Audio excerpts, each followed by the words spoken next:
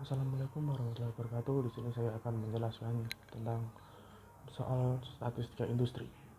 Ini adalah soal nomor 2, statistika industri. Apakah mobil yang lebih berat benar-benar merupakan menggunakan lebih banyak bensin? Misalkan sebuah mobil dibeli secara acak.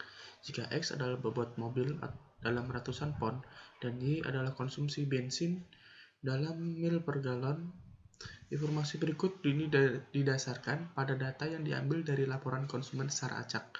Berikut adalah data-data tersebut. Kemudian pertanyaannya, A. Buatlah scatter plot antara variabel X dan Y. Kedua, yaitu hitunglah korelasi sampel antara variabel X dan Y. Kemudian, hitunglah estimasi intercept A dan slope B menggunakan metode least square. Kemudian, apakah hipotesis 0 menyatakan tidak pengaruh X terhadap Y akan ditolak pada taraf nyata 5%? Tentukan proporsi variasi pada variabel Y yang didapatkan oleh garis regresi yang dibangun. Berikut adalah scatter plot antara variabel X dan Y dan didapatkan dari perhitungan menggunakan Excel. Kemudian kita mencari R dengan menggunakan regresi linear yang didapatkan dari file Excel yang telah kita lakukan. Nah, dari regresi linear tersebut, kita mendapatkan hasil R yaitu minus 0,95.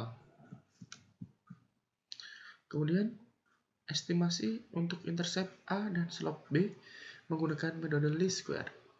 B yaitu dengan rumus bagi berikut, didapatkan hasil sama dengan minus 0,601.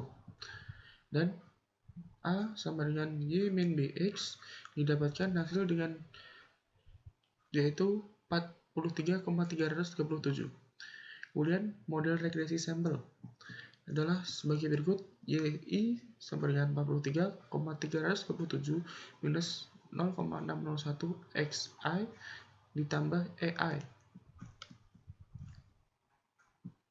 Kemudian pertanyaan yang D, apakah hipotesis 0 yang menyatakan tidak berpengaruh X terhadap Y akan ditolak pada taraf nyata 5%?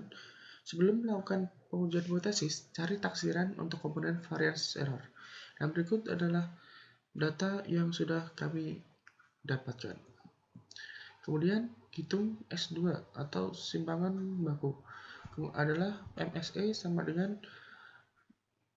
jumlah I min Y I kuadrat per 6N-2 sama dengan 4,99. Kemudian SB kita dapatkan 0,084 dari perhitungan berikut ini.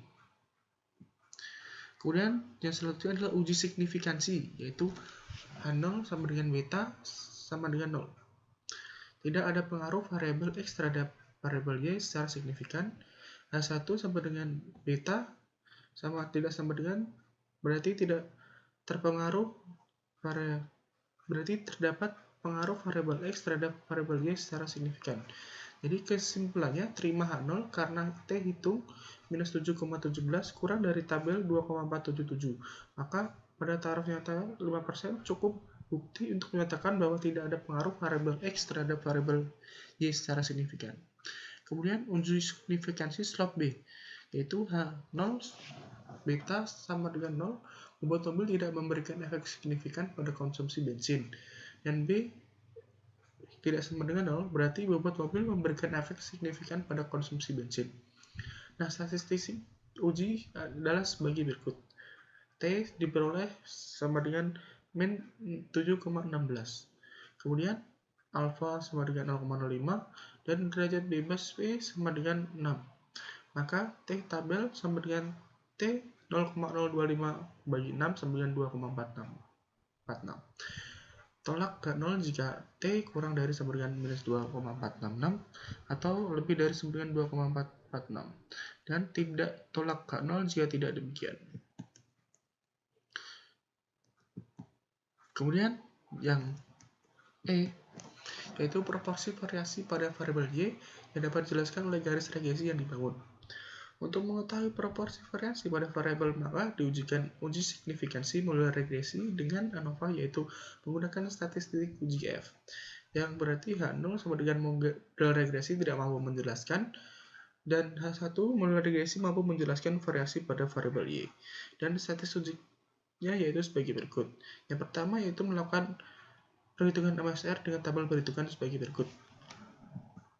Kemudian MSR didapatkan yaitu 257,13 dan MSE yaitu 4,99, sehingga F sama dengan MSR per MSE dan didapatkan hasil 51,53. Kemudian ANOVA.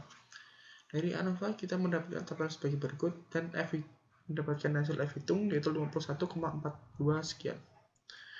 Kemudian nomor 4, taraf nyata alfa sama dengan 0,05 dan derajat kebebasan 1 sama dengan 1 dan V2 sama dengan 6. Diperoleh F table sama dengan F 0,05 bagi 1,6 1 bagi 6 sama dengan 5,99. Kemudian tolak H0 jika F lebih dari 5,99 dan tidak tolak H0 jika tidak demikian. Ternyata F sama dengan 51,42 lebih dari 5,99 sehingga H0 ditolak. Pada taraf nyata 5% cukup untuk bukti bahwa menyatakan model regresi mampu menjelaskan variasi pada variabel Y. Dan kemudian perhitungan koefisien determinasi yaitu R kuadrat yang didapat dari hasil SSR dibagi SST yang kemudian dibagikan dan mendapat hasil 0,8955. Artinya, variasi pada variabel Y mampu dijelaskan rata-rata sebesar 89,55% oleh variasi pada variabel X pada modular regresi, sedangkan sisanya 10,45% dijelaskan oleh variabel lain yang tidak dimasukkan dalam model atau komponen error. Sekian penjelasan soal dari saya. Apabila ada salah kata, mohon maaf. Wassalamualaikum warahmatullahi wabarakatuh.